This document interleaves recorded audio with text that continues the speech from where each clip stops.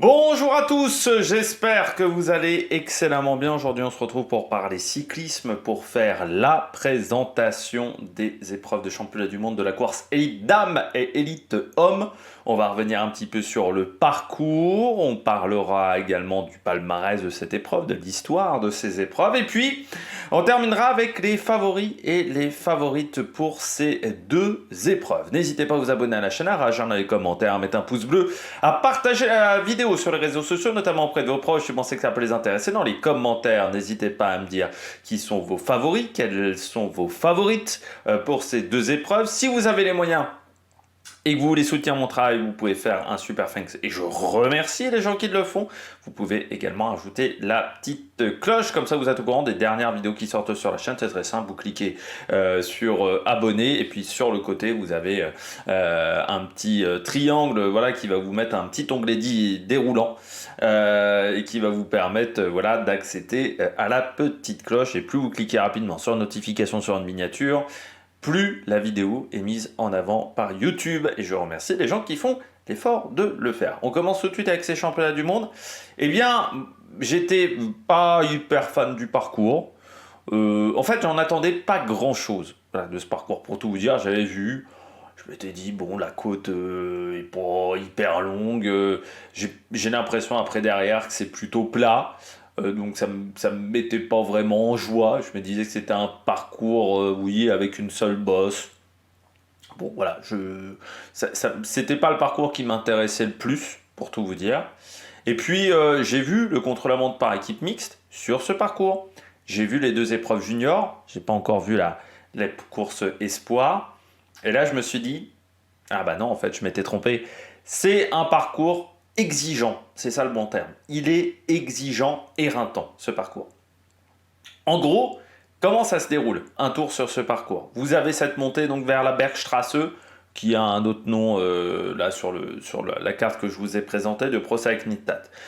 C'est une montée à 8,5-9%, qui est assez courte, hein, c'est à peine 1 km, dans la version qui est donnée par l'UCI, et vous avez un passage à 17%. Et en fait, cette côte-là crée de la fatigue pour la suite du parcours. Parce qu'en fait, on ne descend pas vraiment. C'est-à-dire qu'on reste sur des routes qui sont en prise tout du long.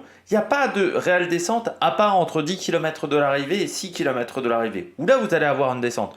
Sauf que cette montée, elle se déroule à plus de 20 km de l'arrivée au niveau du parcours. Elle se déroule tout au début. Donc ça veut dire que vous faites une quinzaine de kilomètres après cette bosse où vous avez des faux plats montants tout le temps.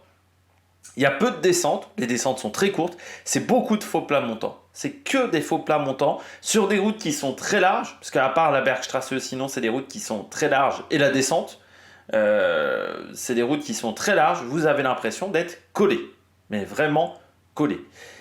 Bien entendu, la difficulté a été renforcée sur l'épreuve junior, vous allez me dire, par les conditions climatiques. Oui, mais ce n'était pas le cas sur l'épreuve du contre-la-montre par équipe mixte. Et regardez ce qui s'est passé pour certaines filles, un peu plus pour les filles que pour les garçons. Et regardez notamment Audrey Cordoringo, pas du tout dans le rythme. Et à l'inverse, une Gaia Realini, pure grimpeuse, qui a réussi à s'en sortir avec Alisa Longo-Borghini dans un contre-la-montre. Regardez la course junior homme. La course junior homme, vous avez un mec qui est au-dessus du lot, il a réussi à partir, il a réussi à faire des écarts. C'est un parcours où vous pouvez faire des écarts. On n'a pas l'impression comme ça sur le papier, mais déjà c'est un parcours, c'est élimination par l'arrière. C'est-à-dire qu'il faut vraiment bien se cacher. Parce que regardez Célia Géry en junior dame, elle s'est cachée, pourtant elle n'était pas dans un grand jour, elle arrive quand même à finir 5e. C'est vraiment un parcours où il faut être intelligent. C'est un parcours où on peut ramasser les morts. Il ne faut pas se mettre dans le rouge. Parce que quand vous vous mettez dans le rouge, vous explosez et vous ne vous refaites jamais la cerise. Il ne faut pas avoir de coup de moins bien. Parce que vous ne vous refaites pas non plus sur ce parcours. C'est exigeant. Voilà. C'est pas un parcours avec des montées hyper difficiles. C'est pas là où on a les plus gros pourcentages au monde. À Kigali, ça sera de plus dur. Le parcours est vraiment dur à Kigali parce qu'il faudra prendre en compte l'altitude. Parce qu'à Kigali, il y aura de l'altitude. Là, la difficulté, c'est que c'est exigeant. On n'a pas l'impression comme ça que sur le papier que le parcours est très dur, mais la répétition des efforts fait que vous explosez. Et je rappelle que les juniors et les juniors dames, c'était 73 km, elles n'ont fait que 2 tours. Les juniors hommes, c'était 4 tours. Là, les garçons, c'est 7 tours. C'est 275 km. Il va y avoir des explosions. Je trouve que c'est un parcours, alors dans l'idée qui est quand même un petit peu différent de la Grande-Bretagne, qu'on avait eu en 2019, du Yorkshire, mais qui est aussi difficile que le Yorkshire. Alors la différence avec les conditions climatiques, elles seront meilleures pour les garçons que cette année-là du côté du Yorkshire. Mais même avec des conditions sur le sec, c'est peut-être même la seule épreuve qui sera sur le sec, ça reste un parcours qui va être hyper exigeant. Et parce que le fait qu'on soit tout le temps en prise, il n'y a pas beaucoup de temps de repos. Vous avez ces 4 km de descente. C'est le seul endroit de temps de repos. Le reste, c'est bourriner sur les pédales. Et le retour vers Zurich, il est plat, certes, mais souvent avec vent défavorable. C'est-à-dire que c'est très compliqué, ce retour vers Zurich. Donc, c'est vraiment pas un parcours simple. Voilà. Allez, on regarde tout de suite le parcours de ces championnats du monde. On regarde tout de suite le parcours de ces championnats du monde féminin et masculin. On commence avec le parcours féminin. Vous voyez, on part de Uster pour aller à Zurich. Uster, c'est vraiment dans la banlieue de Zurich. Il y a un lac entre Zurich et Uster et on va faire le tour du lac. Pour tout vous dire. Donc voilà, on va avoir un parcours qui va se décomposer en 2 parties. Donc une partie avec un premier circuit autour de Uster et puis ensuite ce circuit autour de Zurich. On commence avec Uster, donc 154 km au programme. C'est un petit peu moins que chez les garçons espoirs, hein. Il y a une quinzaine de kilomètres de moins en comparaison, et donc 120 km de moins que du côté des garçons. On part de Uster, Fallanden, Uster, on fait un tour, et puis à partir de Uster, on ira prendre le Binz, 1,5 km à 9,4 de moyenne, donc une côte pentue, et on entrera sur le circuit autour de Zurich. Et là, on fera donc 4 tours complets de ce circuit de 24 km, quelque chose comme ça, 24 ou 25 km. Circuit donc très exigeant autour de Zurich. Alors certes, vous ne voyez pas forcément de grandes difficultés. Vous voyez bon, le Witticon, 1,4 km à 7,2 de moyenne. Vous vous dites, oh, c'est pas très compliqué. Sauf qu'avant, ce qui n'est pas indiqué sur ce petit graphique, vous avez cette côte de 700 mètres à 8,4% qui est le Bergstrasse, la rue de la montée, hein, la rue du mont, hein, grosso modo, Bergstrasse, si on doit traduire. Et donc, j'ai fait allemand et V2 quand même. 700 mètres à 8,4%, mais surtout, il y a un passage à 17,4 qui lui fait extrêmement mal dans les jambes sur la fin. C'est là où notamment Finn, l'italien, est parti. C'est là où le Suisse, j'ai oublié son nom, Christen, a tenté de partir à ce moment-là. Et en fait, après cet enchaînement, donc Bergstrasse, Witticon, très court, hein, au final, l'enchaînement des 2 côtes se fait en 4 km. Entre deux, il y a une petite descente, mais vraiment très légère. Et en plus, descente un petit peu technique. C'est peut-être le seul virage vraiment technique du circuit avec la descente sous les arbres. Eh bien, après, derrière, on est en prise tout le temps. C'est-à-dire que c'est pas des grosses côtes, mais c'est 500, 600 mètres. On a 5, 6, 7, 8%. Il n'y a jamais de descente, à part entre 10 km et 6 km de l'arrivée. C'est là où on aura la descente. Une descente très rapide, qui est pas... Je considère... Alors, c'est la vitesse qui va créer le danger dans cette descente. Alors, c'est terrible de dire ça quand il y a une fille qui est morte. C'est terrible hein, de dire ça, mais pour moi le circuit n'est pas dangereux. Un motard le disait aussi. Il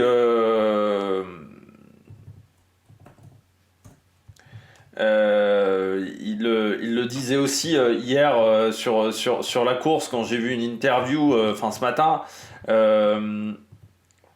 Où il disait on sait pas où elle est tombée vraiment, parce que le circuit était pas très dangereux, et c'est vrai que c'est terrible de dire ça alors que une concurrente suisse est morte, Muriel Führer, qui était en plus je crois de Zurich, donc c'est vraiment terrible. Mais voilà, il n'y avait pas il n'y a pas vraiment de gros danger sur ce parcours. C'est juste la vitesse, c'est vrai que ça va vite. Aussi avec les vélos modernes, hein, dès qu'on est dans une descente, on atteint facilement 80-90 km/h. Les feuilles mortes, parce qu'on est en septembre. Mais bon, ça, les feuilles mortes, c'est compliqué. Alors, je pense qu'il y a des nettoyages réguliers et qu'il a beaucoup plu. Donc, il y a pas mal de feuilles mortes. Mais sinon, il faut faire attention. Faut être intelligent dans ses freinages. Faut pas prendre trop de risques. Faut pas non plus aller au casse-cou. Mais c'est pas une descente hyper technique. Il y a un virage sur la fin. Il y a une épingle sur la fin. Il faut faire attention, notamment parce qu'on est en ville et qu'il y a des plaques d'égout. Et puis après, on finit le parcours avec cette zone de plat qui va durer 5-6 km. Voilà, il y a une petite bosse, mais là encore, c'est pas très compliqué. Et il y a très peu de virages dans cette portion-là. Il y a une intersection vraiment à prendre, donc c'est pas très dangereux. Le parcours des garçons, eux, ils partiront de Winter Tour. Ils auront 2 côtes en plus à prendre, qui sera donc le Bourg an Echekel et le Kibourg. 4 km 8 à 4,2 de moyenne, donc c'est une montée raisonnable, et 1 km 3 à 10,1. Là, ça va faire un petit peu plus mal dans les jambes après une heure de course. Et puis ensuite, on rentre par le circuit, par la côte de Schwetzblast, qui est quasiment la même côte. Pour moi, c'est le même côte, mais qui a un nom différent de l'entrée des filles. 1 km 7 à 8,5 de moyenne. Et puis ensuite, donc cet enchaînement, Bergstrasse, Vidcon. Faire attention au sommet du Vidcon, c'est pas mal au vent. Et on a vu que comme c'est un circuit qui est exigeant, quand on est dans des petits groupes, notamment dans la course espoir, quand on est dans des petits groupes, ça peut créer des cassures. Parce que là, j'enregistre cette portion-là, j'avais fait une première version et je la refais parce que je disais une petite bêtise. Donc j'enregistre, il est à 18h44, donc la course des espoirs est passée. Et puis après, là, ça sera à 7 reprises, cet enchaînement Bergstrasse, Vidcon, pour arriver, 7 tours de circuit pour arriver du côté de Zurich. On regarde le tracé de ce parcours. Donc là, c'est la course féminine. Donc, quand je vous disais, on part de Uster, un petit tour de lac, et puis ensuite on part vers Zurich.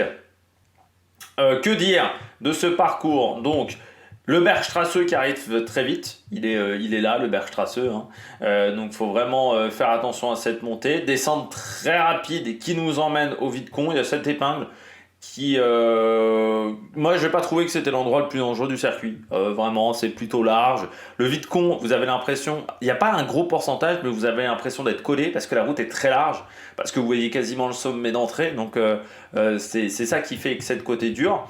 Et puis après, vous avez cette épingle. Là, c'est un virage qui est un petit peu dangereux parce que ça fait presque comme un double gauche. Donc là, il faut faire attention. Surtout qu'on est aussi après une petite descente.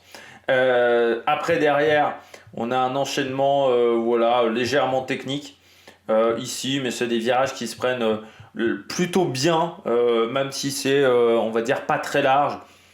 Enfin, pas très large, il y a quand même le revêtement est bon, c'est pas hyper difficile.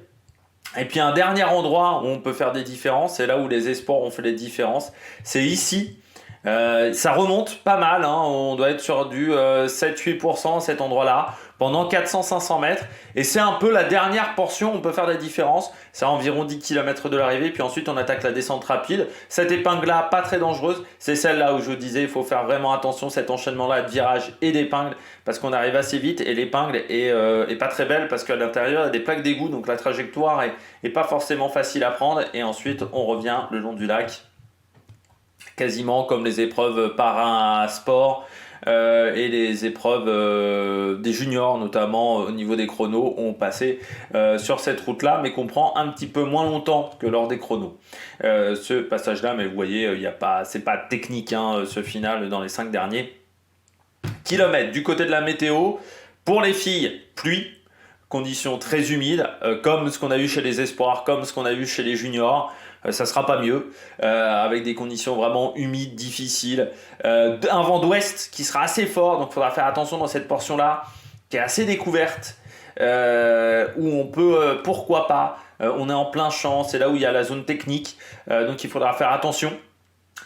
Avec ce vent d'ouest et puis sur la fin pour pas être déséquilibré, notamment du côté des petits gabarits, mais sinon des conditions extrêmement fraîches. Il fera entre 9 et 11-12 degrés, donc avec la pluie ça va être un ressenti à 5-6 degrés, donc il va falloir vraiment bien s'équiper, et même en s'équipant bien avec la pluie ça peut être compliqué. Pour les garçons par contre, soleil, 14 degrés, on n'est pas sur un temps caniculaire, il faudra faire attention. 14 degrés, ça sera au milieu de la journée, on partira, il fera 9 le matin, avec un vent qui sera par contre plus un vent d'ouest, donc il venait comme ça, mais un vent de nord-est Et là, il faudra faire attention avec ce vent de nord-est, qui sera de face dans les deux difficultés. Bergstrasse et Wittkoen, il sera plutôt de face défavorable, ce vent de nord-est. Par contre, il sera aussi très défavorable dans la ligne droite finale, donc dans ces 6 derniers kilomètres. Donc là, il faudra faire très attention. Par contre, ça veut dire qu'il sera plutôt d'eau dans cette portion-là, 3/4 d'eau. Et là, ça pourrait faire des cassures, des écarts. Donc il faudra faire attention, surtout qu'au départ de la course masculine, les 40 premiers kilomètres, on sera plutôt avec du vent de dos. Donc ça risque d'aller très vite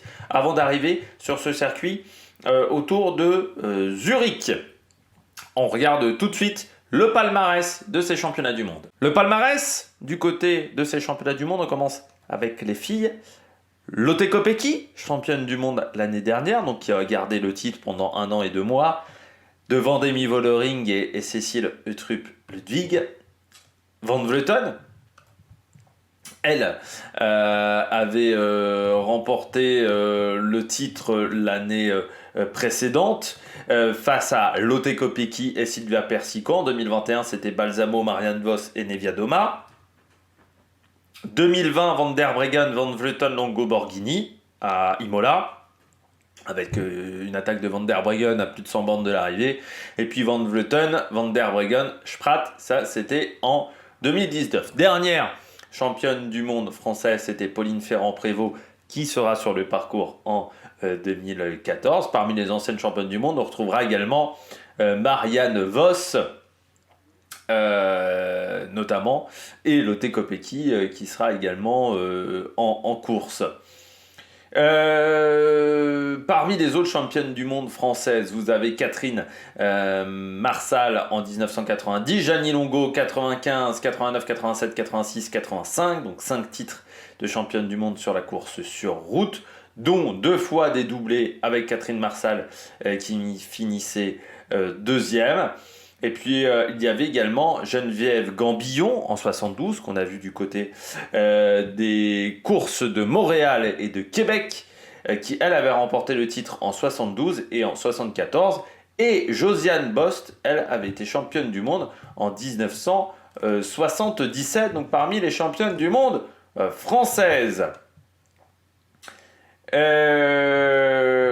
La première championne du monde, c'était la luxembourgeoise Elsie Jacobs. C'est pour ça qu'il y a une course du même nom au Luxembourg qui s'était imposée devant 2 Russes, à l'époque 2 concurrentes de l'URSS, Novikova et Luchina. Et puis il y a eu ensuite une Belge, Yvonne Reinders. Du côté des garçons, le dernier champion du monde, bien entendu, Mathieu Van Der Poel, qui s'était imposé devant Wout van Aert et Tadej Pogacar. En 2022, c'était Remco Evenepoel, devant Christophe Laporte et Michael Matthews, du côté de l'Australie. Bien entendu, 2021, Julien Alaphilippe devant Van Baarle et Valgren. En 2020, de nouveau Julien Alaphilippe devant Van Aert et Hirschi. Et puis Mats Pedersen était champion en 2019 face à Matteo Trentin et Stefan Kung.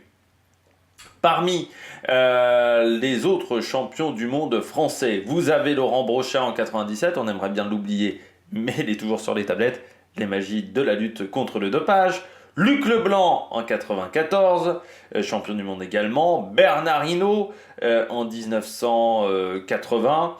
Jean Stablinski en 1962. Darrigade en 59. Louison Bobet en 54. Vous avez également Antonien Magne en 1936, Georges Speicher en 1933, la première édition ayant eu lieu en 1927 avec le titre d'Alfredo Binda l'italien devant Constante Girardengo et Domenico Piemontesi.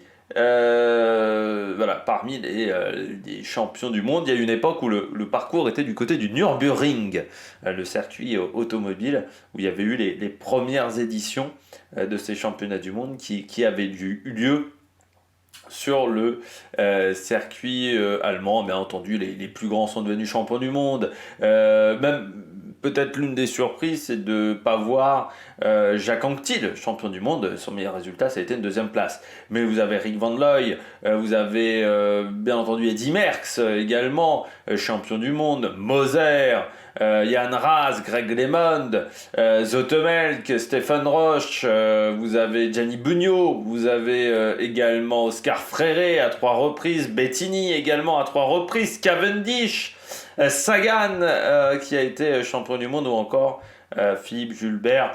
Au final, quand vous regardez le palmarès de ces championnats du monde, il y a peu de coureurs qui n'ont pas eu un gros palmarès. Je dirais les exceptions, oui, Rui Costa, par exemple, qui est un petit peu une exception, une énigme dans ce palmarès, Alessandro Ballan.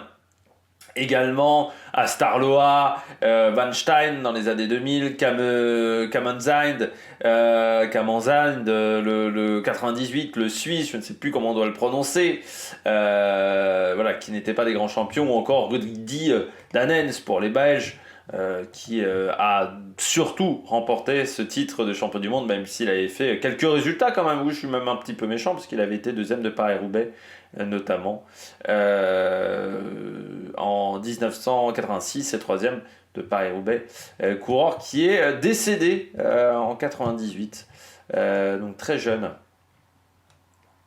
Voilà, mort très jeune à cause d'un accident de la route.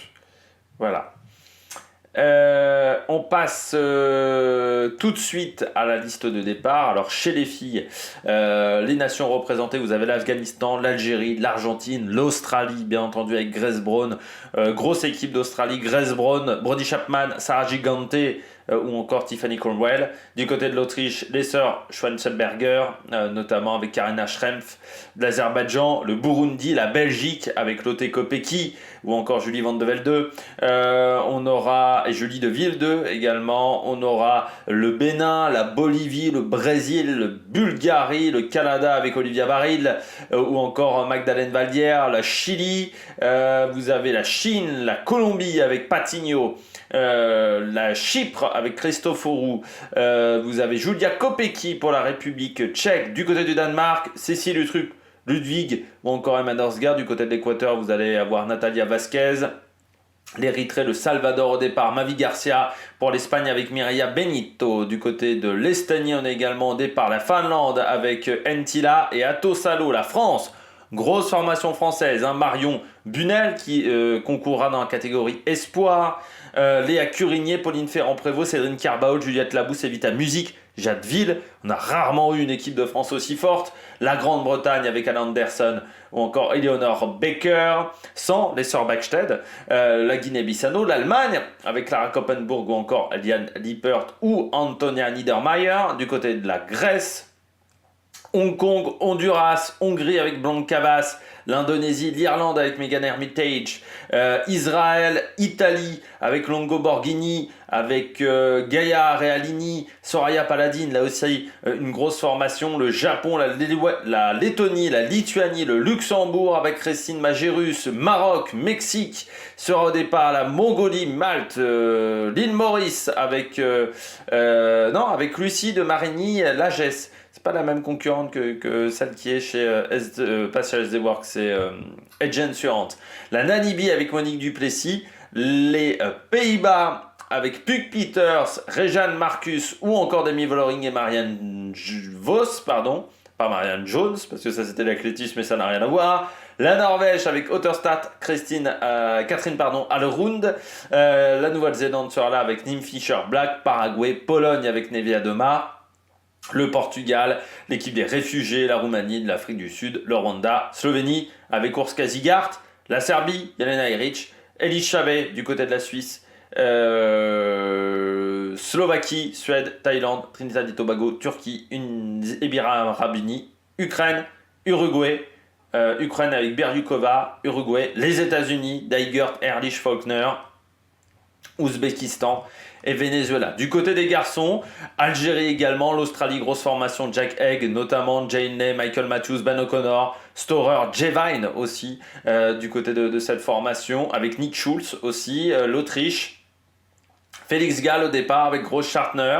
Vous avez la Belgique, bien entendu, avec Remco Evenepoel, Tim Wellens, notamment dans cette équipe Maxime Van Gils, mais pas Dylan Van Wilder. Du côté des Bermudes, Belize, Brésil, le Canada avec Michael Woods et Pierre-André Côté, DHG. Du côté du Chili, la Chine, la Colombie, avec Daniel Felipe Martinez, Santiago Brutano, encore Harold Terrada, la République tchèque, avec notamment Mathias Vachek, mais ça risque d'être quand même très compliqué. Le Danemark avec Skjelmose, On ne sait pas encore s'il sera au départ. Kort Nielsen, Oron Noré ou encore Jacob Fugelsang. Du côté de l'Équateur, on aura les cousins, Cepeda et Caicedo. L'Érythrée avec Binyam Girmay. Au départ, ou encore Nathanael Tesfacio et Gebrezabier. Du côté de l'Espagne, Pello Bilbao, Carlos Rodriguez, Juan Ayuso, Mikel Landa.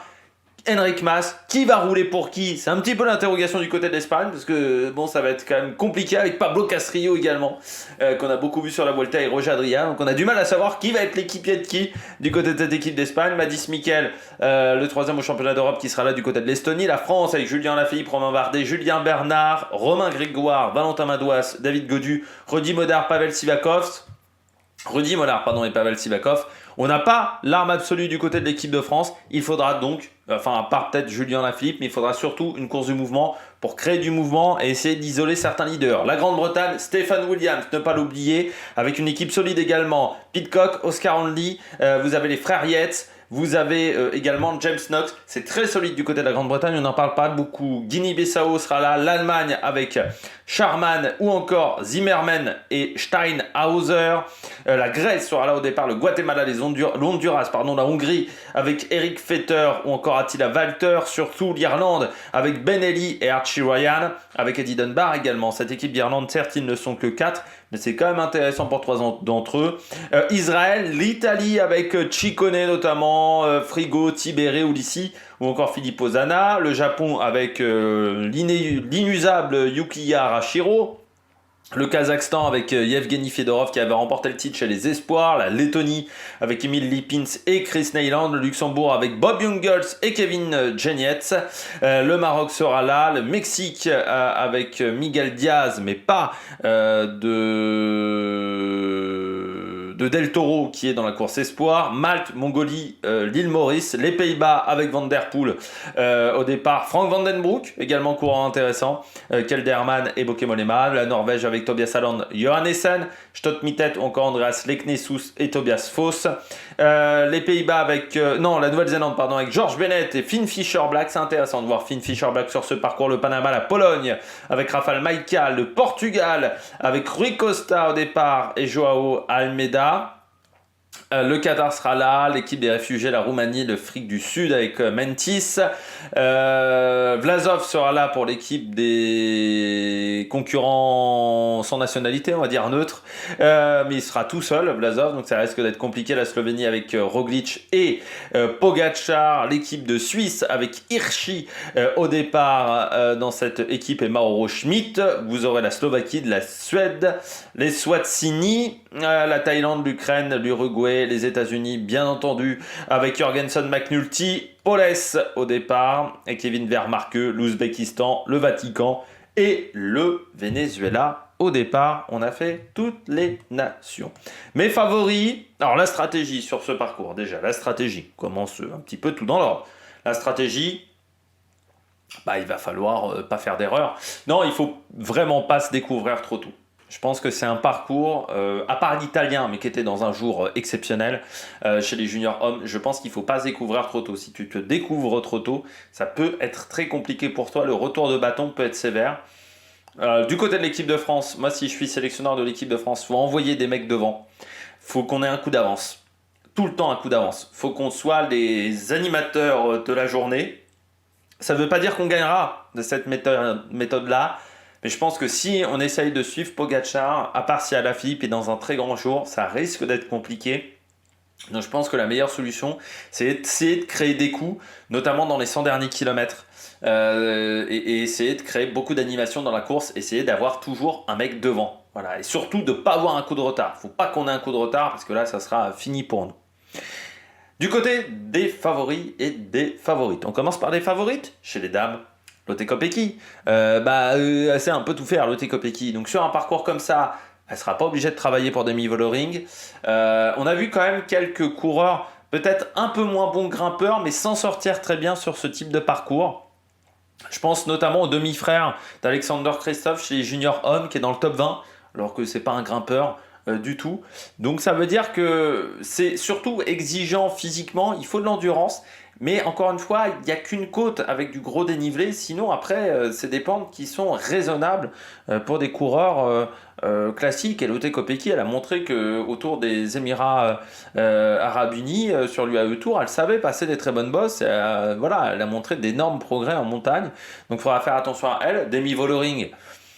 Après, il faut voir comment elle a récupéré de sa défaite au Tour de France. C'est vrai que ça n'a pas forcément été facile. Elle a fait un gros contre-la-montre quand même au championnat du monde. Donc c'est forcément une fille sur laquelle il va falloir compter. Elisa Longo Borghini, elle a été solide pendant toute la saison. On ne l'a pas vue sur le Tour de France, mais elle avait une bonne raison. Elle a été tombée. Mais ça reste une des filles qui a dominé la saison. Je terminerai avec Grace Brown, impressionnante sur le contre-la-montre par équipe mixte, Grace Brown, et notamment sur cette capacité à finir le parcours sur ce plat, sur ces 2 derniers kilomètres. Donc si elle arrive à s'isoler, je rappelle c'est une fille qui a remporté Liège-Bastogne-Liège, et bien en partant dans l'échappée, il faudra s'en méfier avec une équipe d'Australie costaud, mais il ne faudra pas qu'elle attende que les autres attaquent. Elle, il faudra qu'elle anticipe un petit peu. Grosse cote, Neviadoma. Le problème de Neviadoma, si c'était une arrivée en bas, j'aurais dit super, Neviadoma, j'aurais mis à la place de Grace Brown.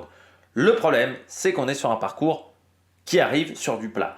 Et Neviadoma, le sprint, c'est pas forcément sa spécialité. Le sprint et le punch, c'est pas sa spécialité à Neviadoma. Donc j'ai peur que ça soit un petit peu compliqué. Evita Music, elle a le punch. Evita Music. La question que je me pose, c'est 250 km. Pas 250 km, 154. Est-ce qu'elle a les réserves pour tenir 154 km? Ça, c'est la petite interrogation que je me pose du côté d'Evita Music. Je suivrai bien entendu Pauline Ferrand-Prévot. Les watts, elle les a, Pauline Ferrand-Prévot. Sur un parcours plutôt d'élimination par l'arrière, il ne va pas falloir qu'elle se fasse avoir au niveau du placement. Mais si elle est dans les premières positions et qu'elle arrive à être dans les 20 dernières, elle sera très dangereuse, Pauline Ferrand-Prévot. Et puis Liane Lippert aussi, l'Allemande, Faulkner, championne olympique, certes sur un parcours un petit peu plus pléa, mais qui est capable de faire des sacrés numéros. Gaia Realini, que j'ai trouvé très bonne également sur le parcours du contre-la-montre. Et puis Cécile Utrup-Ludwig, qui a déjà été performante sur des championnats du monde. Donc vous voyez, il y a beaucoup de grosses cotes pour moi, il y a beaucoup de filles que je vais suivre, même plutôt que des grosses cotes. C'est plutôt des filles que je vais suivre, voilà. Et puis parmi mes favoris hommes, bien entendu Tadej Pogačar, parce que ça reste un coureur de talent et que c'est un titre qui lui manque et qu'on sait que c'est un objectif pour lui. Même si le problème de Tadej Pogačar, c'est que la fraîcheur sur cette saison, il en a plus des masses. Par rapport à d'autres coureurs. C'est-à-dire qu'il est plus très frais, Tadej Pogačar. Et oui, il a fait quand même 2 grands tours dans cette saison. C'est peut-être ce qui va lui manquer sur la fin. Marc Hirschi. Marc Hirschi, oui, parce que UAE, on sait que c'est costaud. Là, contrairement à d'habitude où les équipiers, il sera le leader. C'est un parcours qui lui convient. Championnat du monde en Suisse, lui, il a coché la date, c'est sûr. On sait qu'il va tenir les kilomètres. Ça, c'est pas un problème. La question est de savoir est-ce que le pic de forme qu'il avait au moment de la Bretagne classique où il était très fort, est-ce qu'il n'est pas un petit peu en train de diminuer ce pic de forme? McNulty, alors là, certains diront c'est une grosse cote de mettre McNulty. Oui, mais pour moi, c'est pas un parcours forcément. Par exemple, c'est un mec qui a gagné quand même la Drôme classique ou l'Ardèche classique, je ne sais plus. J'hésite toujours avec McNulty. C'est un coureur qui a pas mal de punch, McNulty, qui est très puissant. Donc c'est un coureur qui peut-être n'est pas le plus suivi, McNulty, mais qui pourrait réussir à piéger peut-être certains coureurs. Et puis lui, sur les 5-6 derniers kilomètres sur le plat, ça reste un très bon coureur de contre-la-montre. Il ne devrait pas céder. La question pour McNulty, c'est aussi le kilométrage. 275 km, c'est pas anodin. On l'a surtout vu sur des courses de 200 bornes, pas forcément de 275 km. Remco Evenepoel, pourquoi je ne le mets pas en archi favori, Remco Evenepoel? Déjà, l'équipe, je trouve qu'on aurait pu faire mieux du côté de la Belgique. Alors certes, c'est le seul leader, ça c'est clair et net, il n'y aura pas d'opposition de ce côté-là. Mais Van Wilder, par exemple, ça me chagrine un petit peu sur un parcours de ce type-là. Du côté de Remco Evenepoel, là, il n'a pas Landa. Non plus, par exemple. Il n'a pas Julien Alaphilippe, non plus, qui parfois peuvent l'aider sur ce type de parcours. Et puis, la difficulté d'enchaîner un deuxième titre de champion du monde. Il a la pancarte, Remco Evenepoel. Julien Alaphilippe l'a fait, Mais c'est extrêmement difficile. Il faut être dans un très très grand jour. Est-ce que Remco Evenepoel sera dans un grand jour? Parce qu'il faut être dans un grand jour pour réussir à enchaîner 2 titres de champion du monde. Ça se fait pas comme ça. Donc c'est pour ça que je ne le mets pas en archi favori. Les coureurs à suivre, les grosses cotes. Van der Poel. En fait, j'ai peur que les conditions froides, il va pas faire chaud. Hein. On va commencer, il va faire 9 degrés, on va finir au top à 14 degrés. J'ai peur que du côté de Van der Poel, le fait d'avoir perdu du poids lui ait fait perdre, pas de la puissance, mais lui ait fait perdre un petit peu de résistance au froid, aux conditions climatiques difficiles.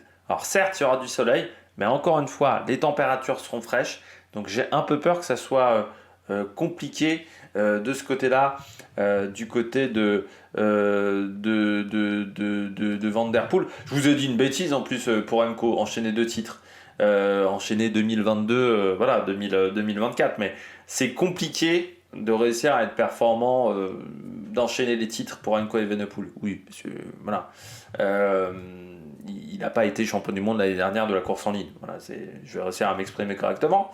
Vu que c'était Van der Poel. Mais voilà, du côté de Van der Poel, enchaîner 2 titres, c'est compliqué. Remco Evenepoel, la saison est longue. C'est plus pour ça que je ne mets pas archi favori non plus. La saison est longue. Il a enchaîné beaucoup de grands résultats là, ces derniers temps. Il y aura peut-être aussi un petit peu de fatigue parce qu'on a eu les Jeux Olympiques, mais reprogrammer un pic de forme de 2 mois après, à peine. Hein. Ça fait 2 mois qu'il y a eu les Jeux Olympiques. C'est pas forcément évident. Donc Van der Poel, Woods, bah, toujours là, hein, Michael Woods. Hein, donc il faut s'en méfier. C'est un homme qui a déjà eu un résultat sur un championnat du monde, c'était en Autriche, donc l'air de cette zone-là, Zurich, c'est pas très loin de l'Autriche. Et je me suis dit pourquoi pas Michael Woods, Michael Matthews. Encore une fois, les sprinteurs s'en sortent plutôt pas trop mal, donc je me dis que c'est un coureur qui, si en cas de regroupement, imaginons un regroupement dans le final, c'est un coureur qui sera dangereux. Dans un groupe à 3 ou 4, c'est un coureur qui sera dangereux, même s'il a souvent tendance à un petit peu oublier la tactique dans ce genre de situation. Stephen Williams, le Britannique, parce que grosse équipe britannique, et que Stephen Williams, au sprint, il est très fort. C'est quand même un mec qui a remporté la Flèche Wallonne, donc il sait passer les forts pourcentages. Il a eu un petit coup de mou dans sa saison, Stephen Williams, mais il a repris un petit peu du poil de la bête depuis le Tour de Grande-Bretagne. Il a fait un très bon Tour de Grande-Bretagne, il faudra s'en méfier. Julien Lafilippe aussi, qui a fait le Tour de Grande-Bretagne. C'est notre carte du côté de l'équipe de France.